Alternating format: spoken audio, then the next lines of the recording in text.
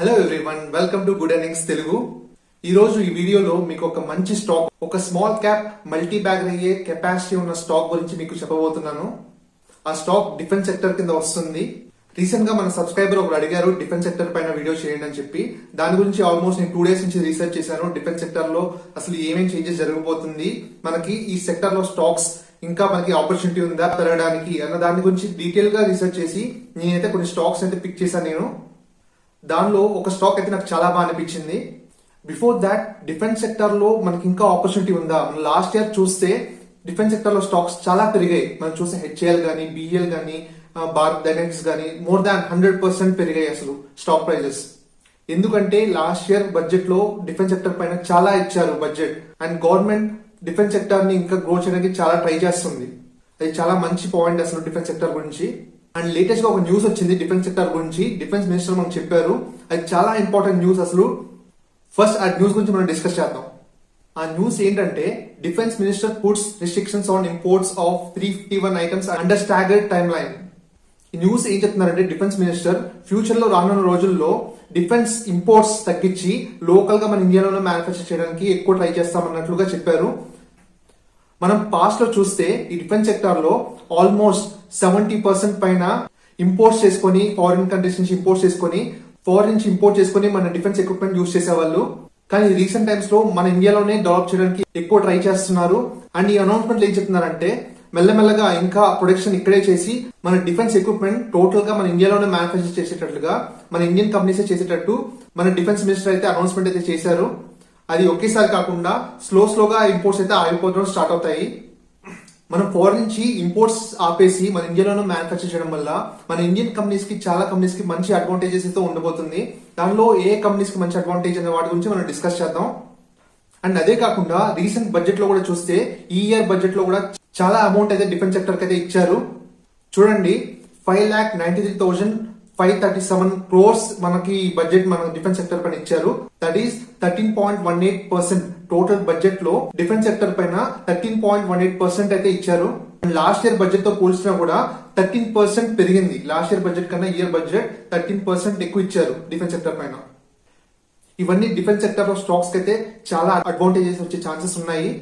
ఇంత బడ్జెట్ పెంచడం వల్ల, అని చూస్తే మళ్ళీ ఇంపోర్ట్స్ ఆపేసి మొత్తం మ్యానుఫ్యాక్చరింగ్ ఇక్కడ ఇండియాలో చేసేటట్టు, ఇవన్నీ దీని ఇంపాక్ట్ వల్ల మన ఇండియన్ డిఫెన్స్ సెక్టర్ స్టాక్స్ కి అయితే మంచి అడ్వాంటేజెస్ అయితే ఉంది. అండ్ డిఫెన్స్ సెక్టర్ లో ఏ స్టాక్స్ మంచి స్టాక్స్ ఉన్నాయి, మంచి కంపెనీస్, అండ్ ఈ న్యూస్ వల్ల ఏ స్టాక్స్ కి అయితే మంచి ఇంపాక్ట్ ఉంటుంది, అంటే మంచి అడ్వాంటేజెస్ వస్తుంది ఏ స్టాక్స్ కి, నేను డీటెయిల్ గా రీసెర్చ్ చేసినప్పుడు నేను ఒక 5 స్టాక్స్ అయితే పిక్ చేశాను. 1 HAL, Hindustan aeronautics limited, and 2 BEL, Bharat electronics limited, and 3 Ntorq technologies, ఇది ప్రైవేట్ కంపెనీ ఇది, and 4 Paris defence and space technologies limited, and 5 data patterns limited. ఈ 5 స్టాక్స్ అయితే డిఫెన్స్ స్టాక్స్ లో మంచి స్టాక్స్ ఇవి. అండ్ వీటిలో ఎక్కువ అడ్వాంటేజెస్ నాకు కనబడుతుంది ఫస్ట్ 2 స్టాక్స్ కి, Hindustan aeronautics and BEL, Bharat electronics. ఈ 2 స్టాక్స్ కి బాగా అడ్వాంటేజ్ అయితే కనపడుతుంది. ఈ 2 గవర్నమెంట్ కంపెనీస్. ఈ 2 కంపెనీస్ కి డైరెక్ట్ గా ఆర్డర్స్ అయితే, పెద్ద ఆర్డర్స్ అయితే చాలా వరకు వచ్చే ఛాన్సెస్ చాలా ఎక్కువ ఉంది. ఆల్రెడీ చూసినా కూడా వీళ్ళ రెవెన్యూస్ కి చూస్తే ఆల్మోస్ట్ 3 times ఆర్డర్స్ అయితే వచ్చాయి. 3 times ఉన్న ఆర్డర్స్ అయితే వచ్చాయి వీళ్ళకి ఫ్యూచర్ లో. కానీ ఈ 2 కంపెనీస్ చూస్తే లాస్ట్ ఇయర్ ఆల్మోస్ట్ 100% పెరిగాయి ఆ స్టాక్స్. చూడండి ఒకసారి ప్రైజెస్, ఆల్మోస్ట్ 100% పైన పెరిగాయి ఈ స్టాక్స్ అయితే. ఇంత ర్యాలీగా అయిన తర్వాత కొంచెం స్టాక్ అయితే కొంచెం ఎక్స్పెన్సివ్ గా అనిపిస్తుంది. పిఎస్యు స్టాక్స్ అయితే ఇంత ప్రైస్ లో అయితే ఉండవు, కొంచెం ఎక్స్పెన్సివ్ గా అనిపిస్తుంది. ఫర్ ఎగ్జాంపుల్ హెచ్ఏఎల్ ది చూద్దాం. మనం నార్మల్ గా గ్రాఫ్ చూసినప్పుడు మీడియం పిఈ వీళ్ళ యావరేజ్ గా 11.9 ఉంది వీళ్ళది యావరేజ్. కానీ ప్రెసెంట్ అరౌండ్ ట్రేడ్ అవుతుంది ఇప్పుడు 14.5 గా ట్రేడ్ అవుతుంది ప్రెసెంట్ అయితే. మీడియం పిఈ కన్నా కొంచెం అబోవ్ అయితే ట్రేడ్ అవుతుంది. అండ్ ప్రైస్ టు బుక్ చూసినప్పుడు మీడియం ప్రైస్ టు బుక్ 2.3 ఉంటుంది నార్మల్ గా. హెచ్ఏఎల్ 2.3 ఉంది, కానీ ప్రెసెంట్ ప్రైస్ టు బుక్ చూస్తే 4.2 ఉంది. కొంచెం అయితే ఎక్స్పెన్సివ్ గా వచ్చింది. అలాగే భారత్ డైనమిక్స్ కూడా చూసినప్పుడు పిఈ చూసినప్పుడు మీడియం పిఈ 18.4 ఉంది, కానీ ప్రెసెంట్ ట్రేడ్ అవుతుంది ఆల్మోస్ట్ 25.6. కొంచెం మీడియం పిఈ కన్నా కొంచెం ఎక్కువే ఉంది. అలాగే ప్రైస్ టు బుక్ చూసినా కూడా మీడియం పీబీ 3.2 ఉంది, కానీ ప్రెసెంట్ ట్రేడ్ అవుతుంది 5.4, కొంచెం ఎక్కువే ట్రేడ్ అవుతుంది. నార్మల్ గా ఈ నెంబర్స్ ప్రైవేట్ కంపెనీస్ ఉంటే పర్లేదు, కానీ గవర్నమెంట్ కంపెనీస్ ఎప్పుడు వాల్యుయేషన్ చాలా చీప్ లో ట్రేడ్ అవుతుంటాయి. కానీ ప్రెసెంట్ అయితే ర్యాలీ అవడంతో, లాస్ట్ ఇయర్ ర్యాలీ అవడంతో కొంచెం ఎక్స్పెన్సివ్ గా ఉన్నాయి. And next coming to private companies, వీటిలో ప్రైవేట్ సెక్టర్ లో చూసినప్పుడు నాకు ఈ 3 స్టాక్స్ కనబడుతున్నాయి.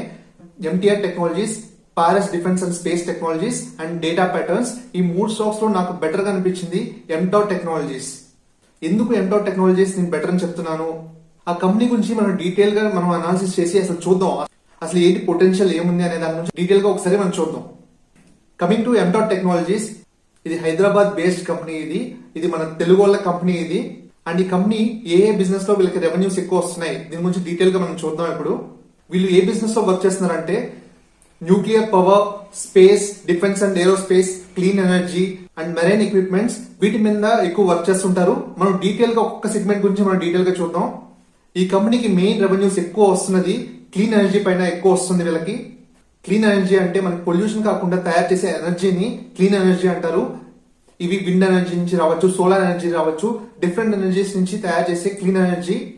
మనం చూస్తే రీసెంట్ టైమ్స్ లో మన ఇండియానే కాదు అన్ని గవర్నమెంట్స్, అన్ని కంట్రీస్ కూడా క్లీన్ ఎనర్జీ సైడ్ అయితే షిఫ్ట్ అవ్వడం ట్రై చేస్తున్నారు.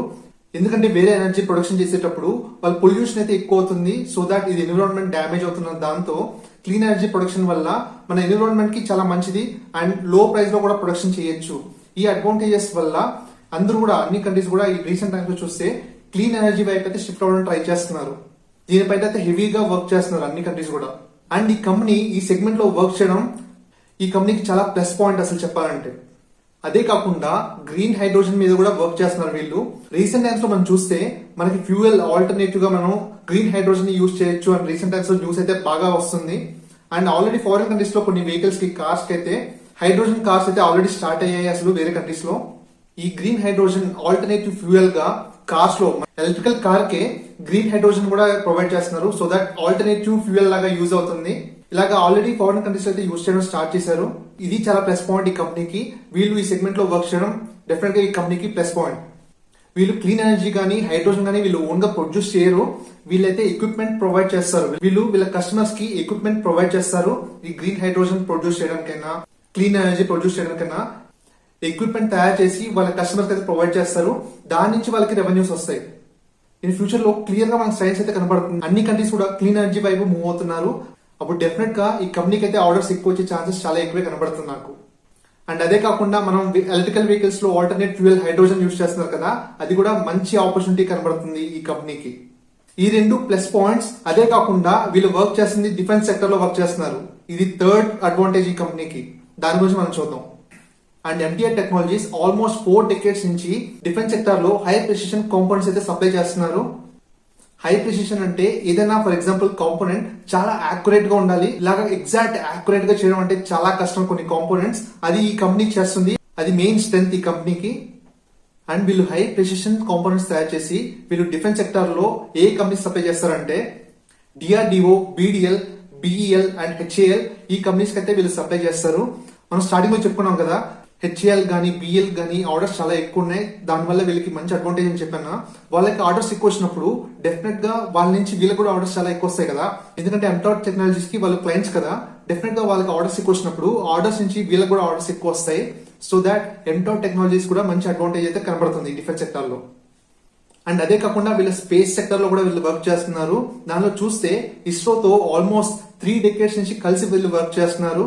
అండ్ రాకెట్స్ లాంచ్ చేసే వాటిలో చాలా వరకు పార్ట్స్ వీళ్ళు మ్యానుఫ్యాక్చర్ చేసి ఇస్రోకి సప్లై చేస్తుంటారు. దానిలో కొన్ని ఇంజన్స్, రాకెట్ ఇంజన్స్ కూడా వీళ్ళే మెయిన్ గా తయారు చేస్తున్నారు. రాకెట్ ఇంజన్స్ అండ్ పార్ట్స్ తయారు చేయాలంటే ఎంత యాక్యురేట్ గా ఉండాలి చెప్పండి. వీళ్ళ మీద నమ్మకంతో ఇస్రో వాళ్ళైతే ఇస్తున్నారు. దాన్ని బట్టి చూస్తే కంపెనీ క్యాపబిలిటీ ఎంత ఉందో మనం ఎక్స్పెక్ట్ చేయొచ్చు. అండ్ వీళ్ళ క్లయింట్స్ చూస్తే న్యూక్లియర్ సెక్టర్ లో ఎన్పిసిఎల్, ఈసీఎల్ అండ్ ఈ కంపెనీస్ అన్ని ఉన్నాయి. అండ్ స్పేస్ సెక్టర్ లో చూస్తే ఇస్రో అండ్ ఈ కంపెనీస్ అయితే వీళ్ళ క్లయింట్స్ అయితే ఉన్నారు. అండ్ డిఫెన్స్ సెక్టర్ లో చూస్తే ఈ కంపెనీస్ అయితే ఉన్నాయి అన్ని. ADA, Bharat dynamics, HAL and DRDO, ఈ కంపెనీస్ అయితే అన్ని డిఫెన్స్ సెక్టర్ లో అయితే ఉన్నాయి. అండ్ క్లీన్ ఎనర్జీలో వీళ్ళకి మెయిన్ క్లయింట్ బ్లూమ్ ఎనర్జీ. వీళ్ళ దగ్గర నుంచి వీళ్ళకైతే ఎక్కువ ఆర్డర్స్ అయితే వస్తున్నాయి. ఇది యుఎస్ బేస్డ్ కంపెనీ. అండ్ ఇంకొక client Indian client enrich hydro, అది ఇండియన్ క్లయింట్ అయితే ఒక క్లయింట్ ఉన్నారు క్లీన్ ఎనర్జీలో. మెయిన్ థింగ్ ఈ కంపెనీ ఫ్యూచర్ గ్రోత్ అయితే నాకు క్లియర్ గా కనబడుతుంది. మెయిన్ క్లీన్ ఎనర్జీలో and green hydrogen and defence లో కూడా ఇప్పుడు మంచి గ్రోత్ అయితే కనబడుతుంది. వేరే కంపెనీస్ చూసినప్పుడు ఓన్లీ డిఫెన్స్ సెక్టర్ పైన ఫోకస్ చేసి ఉంటాయి. అండ్ ఈ కంపెనీలో డైవర్సిఫైడ్ గా clean energy, defence and space అన్ని ఉండడం వల్ల నాకు ఈ కంపెనీ అయితే బాగా కనబడుతుంది. క్లీన్ ఎనర్జీ అయితే క్లియర్ సైన్స్ కనపడుతున్నాయి ఫ్యూచర్ గ్రోత్ అయితే. అండ్ డిఫెన్స్ సెక్టర్ లో కూడా మనం రీసెంట్ న్యూస్ చూడడం వల్ల ఎక్కువ బడ్జెట్ డిఫెన్స్ సెక్టర్ కి ఇవ్వడం వల్ల డెఫినెట్ గా ఈ కంపెనీకి అయితే అడ్వాంటేజ్ వస్తుంది. అండ్ బిఎల్, హెచ్ఎల్ ఇలాంటి కంపెనీస్ నుంచి డెఫినెట్ గా వీళ్ళకి ఆర్డర్స్ అయితే చాలా ఎక్కువ వచ్చే ఛాన్సెస్ ఉంది. సో దాట్ ఈ కంపెనీకి ఫ్యూచర్ గ్రోత్ అయితే బాగా కనబడుతుంది నాకు. అండ్ కంపెనీ ఫండమెంటల్స్ చూద్దాం ఒకసారి. వీళ్ళ మార్కెట్ క్యాప్ 5277 crores. ఇది small cap company. And ROCE 15.7, ROE 11.9 average గా ఉన్నాయి. అండ్ క్వార్టర్లీ రిజల్ట్స్ చూసినప్పుడు కూడా వీళ్ళ సేల్స్ అయితే కన్సిస్టెంట్ గా గ్రోత్ ఉన్నాయి వీళ్ళకి. అలాగే చూస్తే ఆపరేటింగ్ మార్జిన్ కూడా వీళ్ళకి డీసెంట్ గా మెయింటైన్ చేస్తున్నారు, 28% అయితే మెయింటైన్ చేస్తున్నారు. అండ్ లాస్ట్ నెట్ ప్రాఫిట్ చూసినా కూడా ఎవ్రీ క్వార్టర్ అయితే ఇంక్రీజ్ అవుతుంది, ఇదైతే మంచి సైన్. ఇది మనం ఇయర్లీ చూసినప్పుడు వీళ్ళ సేల్స్ అయితే మంచి గ్రోత్ కనపడుతుంది. ఆపరేటింగ్ ప్రాఫిట్ మీరు చూసారు కదా, లాస్ట్ క్వార్టర్ 28% మెయింటైన్ చేస్తున్నారు. అండ్ నెట్ ప్రాఫిట్ కూడా చూస్తే చాలా బాగా ఫాస్ట్ గ్రో అవుతున్నారు ఈ కంపెనీ. అండ్ వీళ్ళు డెట్ టు ఈక్విటీ చూసినప్పుడు 0.24 ఉంది, 1 కన్నా తక్కువ ఉంటే మంచిది. అండ్ వీళ్ళు డెట్ చూస్తే 134 crores ఉంది. అండ్ రెవెన్యూస్ చూస్తే 531 crores. డెట్ కన్నా రెవెన్యూస్ ఉన్నాయి కాబట్టి it's okay, safer company. And share holding pattern చూసినప్పుడు కూడా ప్రమోటర్స్ 47.18 ఉంది. అండ్ రీసెంట్ గా ఎఫ్ఐస్ కూడా కొంచెం ఇంక్రీజ్ చేస్తున్నారు వాళ్ళ స్టేక్. అండ్ డిఐస్ కూడా వాళ్ళ స్టేక్ అయితే ఇంక్రీజ్ చేస్తున్నారు, ఇది మంచి సైన్ ఈ కంపెనీకి. అండ్ చాలా మంది అనలిస్ట్ కూడా ఈ కంపెనీ పైన చాలా పాజిటివ్ గా ఉన్నారు. కానీ వీళ్ళ క్లీన్ ఎనర్జీ పైన ఎక్కువ, ఆల్మోస్ట్ 60% పైన రెవెన్యూస్ వస్తున్నాయి. ఓన్లీ వీళ్ళ డిఫెన్స్ సెక్టర్ లో 20% మాత్రమే రెవెన్యూస్ వస్తున్నాయి. డెఫినెట్ గా ఫ్యూచర్ లో డిఫెన్స్ సెక్టర్ కూడా పెరుగుతుంది. కానీ ఈ డిఫెన్స్ సెక్టర్ స్టాక్స్ లో అన్ని చూసినప్పుడు నాకు సేఫర్ అండ్ బెటర్ కంపెనీ అయితే నాకు ఎన్టీఆర్ టెక్నాలజీస్ అనిపించింది. అండ్ ఈ వీడియోకి ఇదే బెస్ట్ స్టాక్ గా నేను అనుకుంటున్నాను. అండ్ ఫస్ట్ 2 కంపెనీస్ మీకు చెప్పాను కదా, హెచ్ఎల్ అండ్ కానీ బిఎల్ కానీ, ఆ 2 గవర్నమెంట్ కంపెనీస్ అవడం వల్ల నాకు కొంచెం వరి అయితే అవుతున్నాను. ఇప్పుడు చూసిన గవర్నమెంట్ సెక్టర్ స్టాక్స్ పెద్దగా వెల్త్ జనరేట్ చేసిన హిస్టరీ అయితే ఎప్పుడు లేదు మన స్టాక్ మార్కెట్ లో. సో అందుకని నేను కొంచెం వరి అవుతున్నాను. కానీ చూస్తే ఆర్డర్ బుక్ అయితే చాలా ఎక్కువ ఉంది రీసెంట్ టైమ్స్ లో. కానీ ఆర్డర్స్ వల్ల డెఫినెట్ గా ఈ ఎంటైర్ టెక్నాలజీస్ కూడా ఆర్డర్స్ పెరుగుతాయి అనుకుంటున్నాను. అండ్ అదే కాకుండా అండ్ రీసెంట్ టైమ్స్ చూస్తే ఆ 2 స్టాక్స్ హెచ్ఎల్ అండ్ బిఎల్ కూడా ఆల్మోస్ట్ 100% పెరిగింది. కాబట్టి లాస్ట్ ఇయర్ లో మళ్ళీ ఇక్కడ నుంచి పెరుగుతుందా అనే చిన్న క్వశ్చన్ మార్క్ అయితే నాకు ఉంది. అది అంటే పెరగదు అని చెప్పలేము, పెరగచ్చు. కానీ వాటికన్నా నాకు ఎంటీఆర్ టెక్నాలజీస్ నాకు బాగా అనిపించి ఇది బెటర్ అని అనుకుంటున్నాను. Thank you very much. మీకు ఇన్ఫర్మేషన్ నచ్చినట్లయితే లైక్ చేసి ఇంకా ఎంకరేజ్ చేయండి. సో దాట్ మీకు ఇంకా మంచి మంచి ఇన్ఫర్మేషన్ తో స్టాక్ మార్కెట్ లో మంచి మంచి వీడియోస్ చేస్తాను నేను. అండ్ సబ్స్క్రైబ్ చేసుకోండి మన ఛానల్ ని, సో దాట్ మీకు నోటిఫికేషన్స్ వస్తుంటాయి. అండ్ ఎవరైనా కొత్తగా మన ఛానల్కి వస్తే మన పాస్ట్ వీడియోస్ చూడండి. అండ్ ఈ ప్లేలిస్ట్ చూడండి, stocks which I by for 2023. నేను ఏదైతే స్టాక్స్ కొంటున్నానో ఈ ఇయర్ లో ప్రతి ఒక్క స్టాక్ ను కూడా నేను డీటెయిల్ గా ఎక్స్ప్లెయిన్ చేస్తూ ఈ ప్లేలిస్ట్ లో అయితే పెట్టాను. Thank you very much. ఈ ఛానల్ మనది, మనం కలిసి ట్రావెల్ చేద్దాం అండ్ స్టాక్ మార్కెట్ లో బాగా సంపాదిద్దాం.